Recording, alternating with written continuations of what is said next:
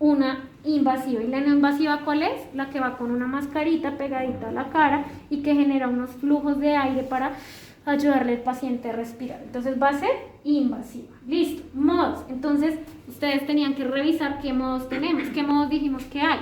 Los controlados o asistidos controlados, o mandatorio, los asistidos y los espontáneos. Entonces miren, aquí está el asistido controlado, el SIMB vendría siendo un modo como asistido, el espontáneo, y este es un bilevel, que este es el modo dual o el modo no convencional que trae este ventilador. Entonces en el modo controlado él me pregunta, ya vimos qué variables tenemos, ¿cierto? Entonces tenemos variables de control y variables de fase.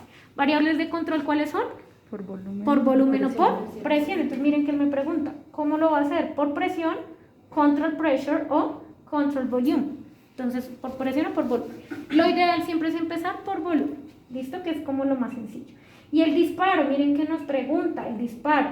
¿Quién es el disparo? ¿La variable de qué? Es la variable de fase que ¿qué hace? Inicia. ¿Por qué? Porque es un modo asisto controlado. Entonces, el ventilador tiene que tener una pequeña variable que me diga, si el paciente quiere asistir, yo necesito censar ese esfuerzo para que el ventilador le pueda entregar el aire. Entonces, él nos pregunta, ¿cómo quiere la variable? Que censemos un cambio de flujo de aire o un cambio de presión en el circuito. Casi siempre lo dejamos por flujo, pero también se puede dejar por presión. Listo. Entonces, volumen, ya vimos que el volumen se calcula con ciertas fórmulas adecuadas según el peso ideal. Vamos a pensar que tenemos un paciente de, no sé, que nos dio un peso como de 60 kilos y eso nos da unos 500 mililitros. La frecuencia respiratoria también se le dice IMV, ¿cierto? En inglés, Inspiratory Mandatory Ventilation, creo que es. O sea, la cantidad de veces que va a ventilar. Entonces, IMV o frecuencia, que va a ser el número de veces que el ventilador va a mandar una respiración en un minuto. Entonces, si mi paciente no tiene contraindicación de nada, ni indicación de otra cosa, una frecuencia normalita. En adultos de 12 a 20. Entonces, pongamos un número entre 12 a 20, 16. Listo. ¿Qué nos pide el ventilador? Entonces, variable de control, variable de frecuencia, y nos va a pedir el flujo. El flujo casi siempre lo vamos a programar dependiendo del volumen tidal que tengamos. En pacientes adultos, en términos generales, el flujo es de 40 a 60 litros por minuto. ¿Qué es el flujo? El flujo es la cantidad de aire, ¿cierto?, que va a entregar, es decir, por volumen que hace. Esto manda un flujo de aire hasta que se completen los 500 mililitros, ¿sí? Entonces el flujo va a tener una forma que va a ser desacelerada o cuadrada, es decir, cómo se va a entregar ese aire, si rápido o más lento. ¿Hasta dónde? Hasta que yo complete los 500 mililitros, que es mi variable de control. Entonces el flujo, por lo general, paciente adulto, 40 a 60 litros por minuto. El flujo, ¿para qué me sirve? Para vencer las resistencias, tanto del circuito, o sea, todo esto, o las resistencias de la vía aérea. Entonces, si mi paciente tiene más resistencia en la vía aérea, pues va a necesitar unos flujos más alticos. Parámetros normales de 40 a 60 litros por minuto, y hay un tip fácil para saber más o menos cuánto yo le tengo que programar de flujo, y es el 10% de lo que yo tenga programado de volumen. Entonces, el 10% de 500, pues son 50. Más o menos con 50 quiere decir que el ventilador le va a entregar 50 litros por minuto hasta completar los 500 mililitros, que es mi variable de control. Entonces ya dije que 50, pero lo que les digo, yo tengo que mirar, si mi paciente está con aumento de esa resistencia, pues de pronto necesita un flujo que llegue más rápido y que venza rápidamente esa resistencia, entonces le puedo subir 55, 60. Ahora lo que veíamos, el patrón de la onda de flujo. Entonces miren que él sí me dice, por rampa o desacelerante, o miren, la onda cuadrada. Entonces, ¿qué es más fisiológico? Ahorita vamos a ver. El más fisiológico es la onda desacelerante, y ahorita van a escuchar y ver cómo cambia la onda cuadrada a la desacelerante. La sensibilidad, que dijimos que es la variable de fase de trigger, la que inicia la inspiración en caso tal de que mi paciente quiera respirar, que puede ser por flujo o por presión. En este caso está por flujo y lo normal es que lo dejemos más o menos entre 2 y 3 litros por minuto. Entonces dejémoslo en 2. ¿Esto qué quiere decir? Que el ventilador va a censar si el paciente llega a contraer su diafragma y mueve 2 litros de aire, el ventilador eso lo sensa como un esfuerzo y le entrega de una vez un flujo de aire para que le sostenga esa respiración, ¿cierto? La FiO2, ¿cómo la titulamos? Con la... ¿El oxígeno yo le pongo a todo el mundo 100%? No. Entonces, ¿con qué título yo la FiO2? ¿Con qué subo o bajo FiO2? Con la PIP, ¿no? No. ¿Cómo sé yo si mi paciente necesita más o menos oxígeno? Con la saturación. Con la saturación o con la PaO2, o sea, o con gases arteriales o con mi saturación. Acuérdense que no empecemos en 100. ¿Por qué? Porque el FiO2 al 100% quiere decir que todo el aire que le está entrando al paciente tiene 100% de oxígeno. Y el oxígeno es un medicamento y genera radicales libres. Entonces, evitemos la FiO2 al 100. Lo normal es que empecemos, mi paciente recién intubado está pues medio jodido, ¿cierto? Entonces yo le empiezo en 50 y voy mirando con la pulsoximetría, si necesita más voy subiendo de 5 en 5, si necesita menos puedo dejarlo lo más bajito. Siempre la FiO2, la más bajita para la saturación, entre 90, para la saturación normal, 92, 94, ¿cierto? Si es un epocoso, pues lo que apenas él necesite para saturar 88, 87. Y el PIP que ya lo vimos la vez pasada, ¿cierto? Que vimos el efecto del PIP, cómo funcionaba con el balón, que es el que hace reclutamiento de los alveolos. Yo creo que ¿por qué no estás por acá? ¿Sí? El PIP es una presión positiva al final de la aspiración que evita el colapso de los alveolos, ¿cierto? Y que se va a titular dependiendo de las necesidades de mi paciente. Que si no tiene enfermedad pulmonar, le pongo un PIPcito de entre 4 y 6 que no se le niega a nadie. Y si necesita más porque es obeso, porque tiene una neumonía, porque me toca reclutar más alveolos, pues voy subiéndolo para aumentar el potencial de reclutamiento. Entonces vamos a ver con esta programación normalita cómo se ven los flujos y cómo se escuchan. Entonces miremos, esta es una onda flujo, la onda flujo tiempo. Entonces miren y escuchen, esta es el flujo desacelerante, ¿cierto? O sea, la forma de entregar el ventilador al flujo, primero va rápido y como más lentico al final. Hagamos silencio y escuchen.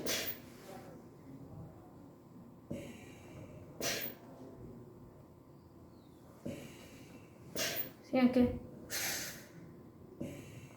O sea, desacelera. Listo. Ese es un patrón de onda desacelerante. Ahora miremosla y miren la onda, ¿no? Me está mostrando que está desacelerando. ¿Cómo será una onda cuadrada? Escuchen acá.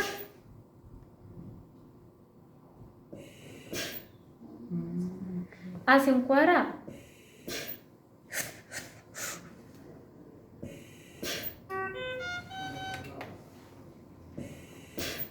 Como que sube rápido, se mantiene y después baja. Entonces, ¿cuál es más fisiológica? La desacelerante. Muchas veces con los patrones de ondas cuadradas también se aumentan, se tienden a aumentar un poquito las presiones porque el alveolo se mantiene como mucho tiempo ahí abierto, ¿cierto? Entonces, ¿en qué casos uno prescribiría esa onda? Nunca más. La verdad, yo no sé para qué lo siguen sacando, pero o sea, a veces por si quieren reclutar un poquito más les dejan la onda cuadrada como para que la inspiración como que mantenga el alveolo más grande, pero pues por lo general, y además el paciente tiene que estar súper dormido, donde un paciente esté medio despierto con esa onda, se siente como horrible, entonces el paciente empieza a hacer asincronía. ¿Listo? Entonces modo controlado, ya vimos las variables, miren que eso es lo que nos pide el ventilador, lo que ya vimos. Por presión o por volumen, entonces aquí ya está por volumen. Si fuera por presión, pues yo simplemente le digo, no, ya no quiero que mi variable de control sea la presión, va a ser ahora el volumen. ¿Y yo qué titulo acá? El ventilador, mi variable de control, no va a ser un volumen fijo, sino una presión fija y constante. Y entonces yo, ¿cómo titulo esa presión? Tengo que determinarla dependiendo de los volúmenes expiratorios. Es decir, los volúmenes expiratorios, como lo que entra y lo que sale es lo mismo, el volumen expiratorio que haga mi paciente debe ser igual al volumen que le corresponde de acuerdo al volumen que yo ya calculé cuando lo tallé, calculé el peso ideal, ¿cierto? Entonces, básicamente, el volumen lo voy a titular con los volúmenes expirados. Entonces, digamos, no, ya no quiero por volumen, lo voy a medir por presión. Entonces, mi paciente tenía que hacer 500 de volumen. Con 20, ¿cuánto hace?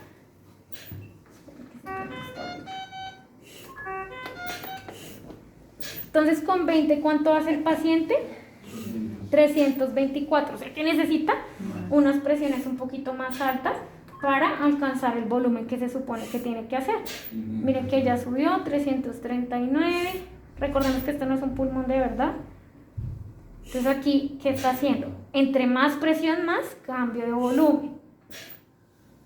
26.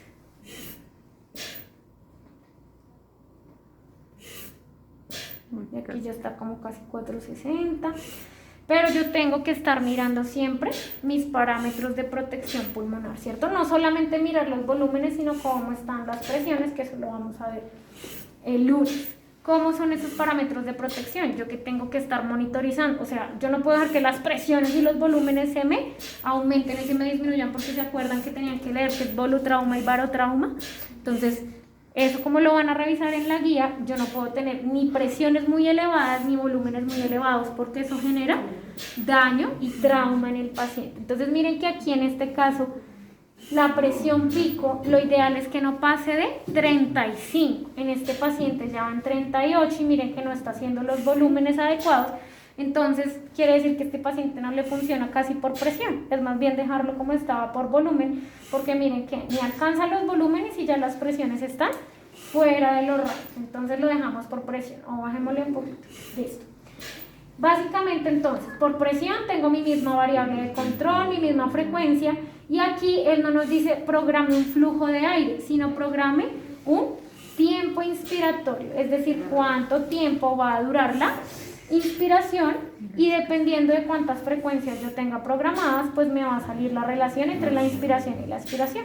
Entonces el tiempo inspiratorio, ¿cuánto es lo normal? Que esté en paciente adulto, 0.8 segundos a máximo 2 segundos, ¿cierto? O sea, mi respiración normal es como un segundo prácticamente. ¿Cómo es? Inspiración de 0.8. Tiempo inspiratorio de 0.8 a 2 segundos máximo. Entonces yo puedo jugar con los tiempos porque ¿quién está controlando al paciente en este caso? El ventilador. Es un paciente controlado, miren que el balón no está asistiendo, ¿cierto? Entonces, ¿qué me dice él? No programe un flujo, sino dígame cuánto tiempo quiere que dure la inspiración y el resto va a ser pues la expiración. En este caso, mi tiempo es 0.96 con una frecuencia de 16, quiere decir que la inspiración dura 0.96, la expiración dura 2.79 para un total de 3.75 segundos y eso se repite 16 veces. Entonces, si yo, por ejemplo, digo no, con ese mismo tiempo, pero ahora no son 16 sino son 20, entonces se acuerdan que estaba aquí en 129, entonces ya cambia y se vuelve más, es que se está autociclando, está tan rápido, se está autociclando un poquito y por eso no nos da, ya nos da la relación más exacta. Siempre esto es mi panel de programación y este es mi panel de lo que hace el paciente, entonces por eso aquí salen las frecuencias, las presiones, el PIP total. Si mi paciente tuviera un PIP intrínseco, aquí saldría, o con una maniobra que ahorita se las muestro, y la relación IE, si mi paciente yo le tengo 20 de frecuencia y tiene 20 totales, quiere decir que no está asistiendo, ¿cierto? El ventilador le manda 20, o sea que hay 20. Si mi paciente estuviera respirando, pues yo vería más, ¿cierto? Entonces si yo tengo acá 20 y allá 25, pues el paciente está haciendo 5 él solito. Este es el volumen expirado y este es el flujo expiratorio total. Entonces, en este caso yo le subí la frecuencia, ya dije no quiero que sean 20 sino 16, ya la relación IM cambió y miren los tiempos, el mismo tiempo es el mismo, el inspiratorio yo le digo que es 0.96, ya el expiratorio se acortó, dura 2.04 segundos, para que un ciclo me dure en total 3 segundos y eso me deja una relación 1, 2, 1. Entonces, si yo muevo los tiempos o muevo las frecuencias, me van a cambiar las relaciones entre la inspiración y la expiración, ¿cierto? Si yo le dejo un tiempo más largo, pero le digo que sean las mismas frecuencias, los mismos 20 al mismo tiempo, entonces miren la relación y cómo se modifica. 1, 2, quiere decir que la inspiración es más larguita porque le estoy diciendo no, 0, 9, no, 1, más larguita. Y él aquí me dice, tienes exactamente un tiempo inspiratorio que dura 1, un expiratorio que dura 2, o sea que la relación es 1, 2. Lo normal es que dejemos relaciones ¿sí? Normales, entre 1, 2 y 1, 3. El paciente pocoso que necesitará una relación ¿y de cómo? 1, 3. 1, 3, incluso a veces un poquito más largas, porque el pocoso que necesita más tiempo para exhalar, porque él en la primera parte de la aspiración tiene tanta resistencia que no puede terminar de sacar el aire, entonces necesita más tiempo para expirar. En el modo por presión controlado, miren que son los mismos, 20, la presión que es la variable de control, el tiempo en vez del flujo, la variable de disparo, FIO2 y PIP, que el PIP es la variable basal, ¿cierto? Y nos dice otra cosa, que esta es otra variable que se llama la rampa o el rise time o la pendiente, también le dicen algunos, tiene un montón de nombres, que nos dice, esta es básicamente la velocidad a la que se entrega esa presión. Una velocidad del 50% que es ni muy rápida ni muy lenta. Si yo le subo, miren, escuchen cómo es el 50. Si yo le subo a 100, miren, y miren la curva. De pronto, si mi paciente está muy cansado, está muy abotagado, yo lo veo que está sincrónico y él tiene sed de aire, pues necesita un flujo más rápido. No le puedo entregar despacio, sino no, necesita respirar, entonces necesita que la máquina le entregue con más rapidez. Entonces yo puedo subir esa velocidad. Y miren si está más lento. Y miren que uno ve que prácticamente el flujo se pone súper vertical. Y ahora más lento.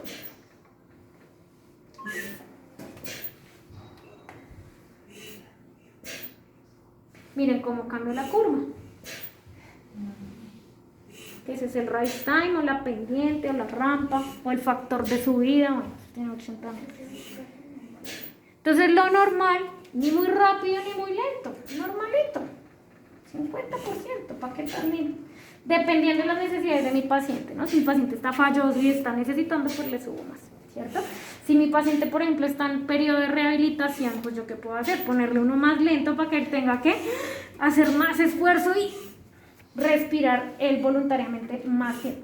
Decíamos la otra cosa que me faltó acá en volumen, lo del flujo. Miren que aquí en el flujo, igual vamos a ver un flujo alto y un flujo elevado, así como en por presión es el rise time, en volumen es el flujo, ¿cierto? Que dijimos que era el 10% del volumen, de 40 a 60 litros por minuto, y también el 10% del volumen es una entrega, más o menos, ni muy rápida ni muy lenta. Si yo le subo el flujo, miren cómo, escuchen cómo se está entregando normal. Y si yo le subo el flujo, ¿qué va a pasar? Miren la onda, y miren si yo le subo el flujo, ¿qué cambia?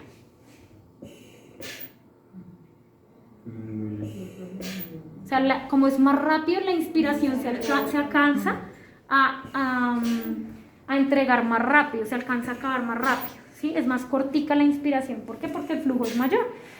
Acuérdense que el flujo que me dice, yo necesito un flujo de 85 litros por minuto hasta que mi paciente alcance los 450, que es la variable de control. Una cosa es alcanzar 450 con un flujo de 45, alcanzar los 450 con un flujo mucho más rápido, ¿cierto? Entonces la inspiración, el volumen, lo voy a alcanzar más rápido, o sea que la inspiración va a ser más cortita. Y miren que yo lo veo como no solo lo escucho, que es más rápido y que la onda ya se puso más vertical, sino que además miren el tiempo inspiratorio. El tiempo inspiratorio yo no lo moví, cambia automáticamente porque ya me dice, es que esos 450 yo ya los alcanzo muy rápido, y el tiempo inspiratorio es de 0.5. La teníamos en, lo normalito era 45. Yo no le he movido los tiempos aquí. Entonces miremos, con 45 quiere decir que entre 45 hasta que se alcancen los 450. Y eso se hace en 1.10 segundos.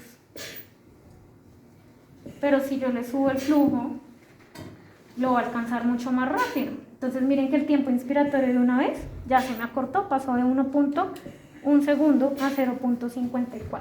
Y lo mismo, si le pongo un flujo muy bajito, pues va a pasar todo lo contrario, se me va a necesitar mucho más tiempo porque el flujo es tan lentico que necesita más tiempo hasta que alcance los 450. Entonces miren este con 35, el flujo es más lento, se demora más tiempo porque tiene que alcanzar a los 450 y el tiempo inspiratorio entonces se me vuelve más largo. Listo, ese es el modo controlado, que ahí dimos todas las variables.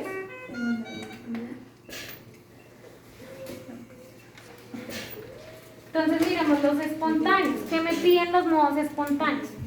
También me dicen cuál va a ser la variable que quiere que comande el sistema, por volumen o por presión. ¿Qué tipo de soporte le va a dar usted al paciente? Usted le puede dar un soporte con una presión, es decir, una presión soporte, cuando el paciente lo activa, el ventilador le entrega una presión para que finalice la inspiración. O le puede poner un volumen soporte, este tiene presión soporte y volumen soporte, es decir, que el ventilador le genere un volumen de respaldo para ayudarle a terminar la inspiración. Tiene un modo que se llama la compensación de tubo o el TC, que es el paciente respirando espontáneamente y el ventilador calcula cuánto trabajo requiere respirar por un tubo orotraqueal, porque acuérdense que es que mi vía aérea se vuelve más chiquitica, ¿cierto? Entonces como mi vía aérea está más chiquita, pues requiere más trabajo y hay más resistencia. Entonces él me dice, pues yo le voy a compensar el trabajo adicional que usted tiene que hacer para respirar a través de ese tubo orotraqueal y ya, eso es con lo único que le ayuda, esa es la compensación de tubo. Y el PA, que es el PAF, que es uno de esos modos duales súper guau, no lo vamos a ver. Entonces digamos, lo normal es que miremos la presión soporte, que es la más típica, el CPAP más presión soporte. Entonces yo ya tengo el paciente, está despierto, acuérdense que los modos espontáneos, ¿quién cicla y quién activa el ventilador? El paciente. Y el paciente define cuánto respira, cuántas veces, hasta dónde. Entonces listo, ya le digo listo de una. Entonces él me dice, bueno, ¿con cuánta presión soporte le voy a ayudar? 10, 20, 12. Lo normal es que un paciente respirando espontáneamente no requiera más de 16 centímetros de agua de presión soporte. O sea, mejor dicho, 16 es que ya este paciente está mamado y está necesitando un montón de presión para respirar solo. Entonces, si un paciente necesita una presión soporte de 16, devuélvelo porque todavía no está listo.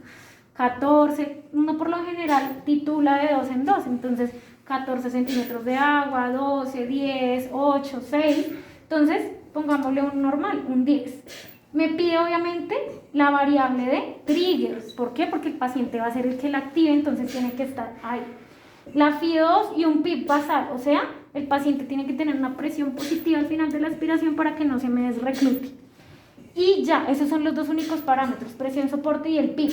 Pero él me dice, ¿y qué tal ese paciente se duerme y deje de respirar? Entonces, esos se llaman los parámetros de apnea y por eso aquí sale otro panelcito que dice control por volumen y eso es en caso de que el paciente deje de respirar. El ventilador no me pucha. Entonces, ¿con cuánto lo soporto si necesita y se me queda dormido y no respira? Entonces yo le vuelvo a poner el mismo volumen que él tenía. No, sí, pues mándele el volumen que él necesita, que son 450, con un flujo normalito de 45, tiempo inspiratorio no pasa nada, y una rampa de 50, ¿cierto? Con un patrón de onda desacelerante, y ya. ¿Dónde? Ay.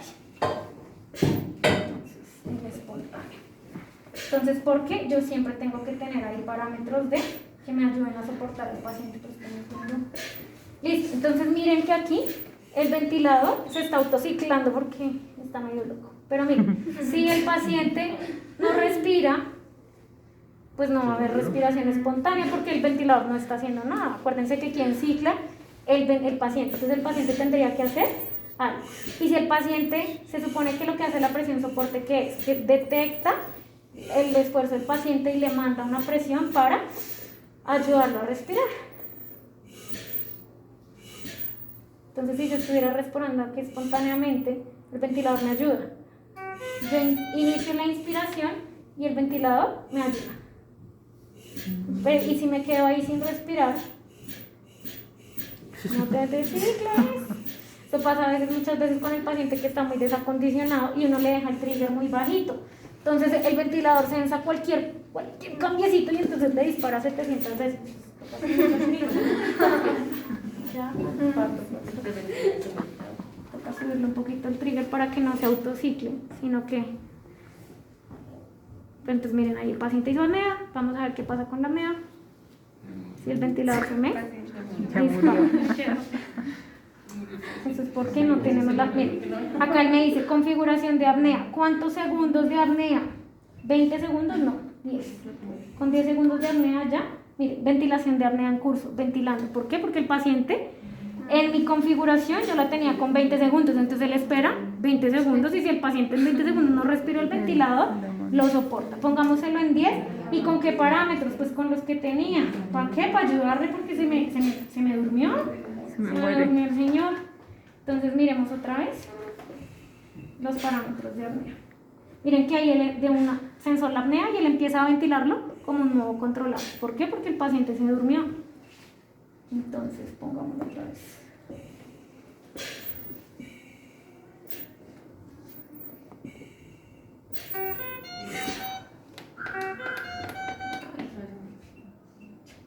Se supone que, miren, ahí está el paciente respirando espontáneamente.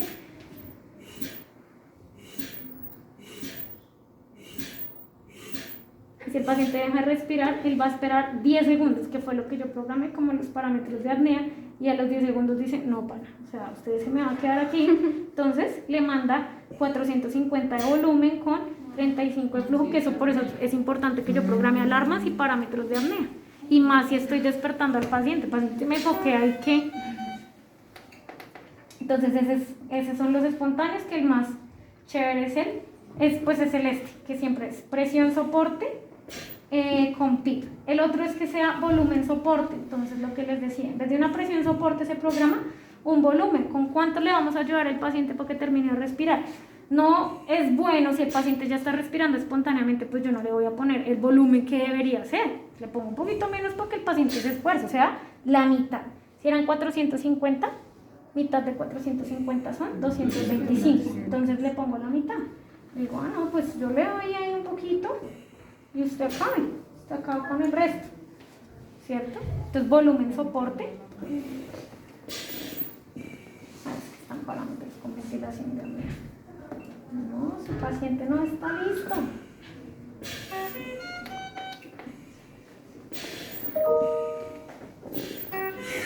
Entonces miren que aquí dice inicio volumen soporte. El paciente está respirando solito, entonces como él detecta el flujo, el ventilador dice, bueno, tranquilo, respire, cada vez que usted quiera respirar yo le mando 250 mililitros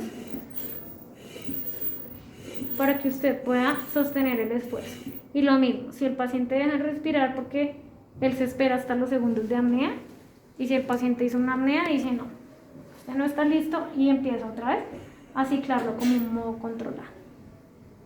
¿Listo? Y ya, esto sería el espontáneo. El SIMB, que es el modo que ya no se debe usar, básicamente, ¿qué es? Es una combinación entre un controlado más una presión soporte. También el SIMB me dice cuál quiere que sea la variable de control, por volumen o por presión. Lo que pasa es que genera mucha sincronía, porque básicamente, ¿qué es? Es un modo controlado que le manda 7, 10, 20 veces las veces que yo tenga programado, y que se supone que cuando el paciente quiere respirar espontáneamente, él detecta el esfuerzo y también le manda una presión soporte. Pero entonces, ¿qué pasa? Que si los parámetros de la parte controlada están ahí y el paciente, por ejemplo, acabó de hacer una inspiración y ya le correspondía a la parte controlada hacer otra inspiración, pues ¿qué va a hacer? Que el paciente está inspirando y el ventilador le manda otra. Entonces, por eso es que genera tanta sincronía. O sea, o tengan un asisto controlado y no joda, o pase la presión soporte y no joda. Pero este modo no genera más mortalidad, genera muchos más días de ventilación mecánica. ¿Por qué?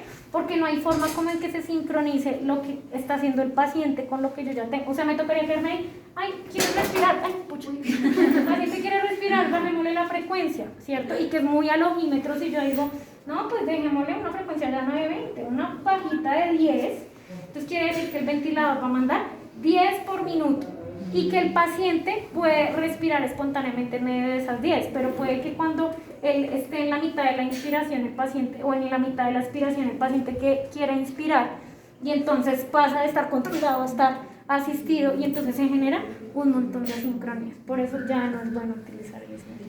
Utilicemos otras cosas. Entonces, la verdad, ese no es tan chévere. Y listo. El otro es el billet. Ese es más complejo. Para la siguiente. Y listo, guys. Gracias, profe. Gracias, profe. Pero ya todo más claro.